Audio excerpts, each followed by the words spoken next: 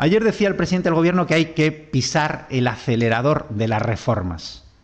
Nosotros lo que le pedimos es que pise el freno del desmontaje del estado del bienestar.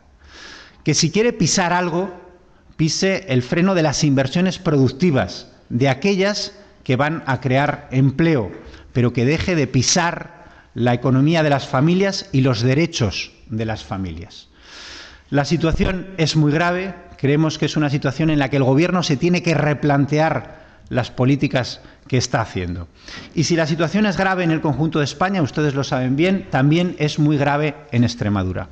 Nosotros creemos que esta es una comunidad autónoma que está sufriendo especialmente las consecuencias de la crisis, pero lo que es más grave, creemos que hay un presidente del Gobierno de Extremadura que ha soltado el volante. Esta comunidad en estos momentos está sin dirección y sin frenos, porque el presidente Monago ha renunciado a cualquier posibilidad de combatir la crisis desde Extremadura para Extremadura y con los extremeños.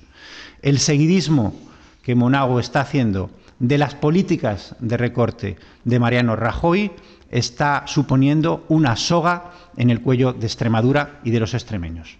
Por lo tanto, lo que le pedimos al Gobierno, a los gobiernos del Partido Popular, es que reconsideren sus políticas y que, si quieren pisar algo, pisen determinados aspectos de la economía que son los que podrán crear empleo y, sobre todo, que dejen de pisotear los derechos de los ciudadanos y el estado del bienestar. Muchas gracias.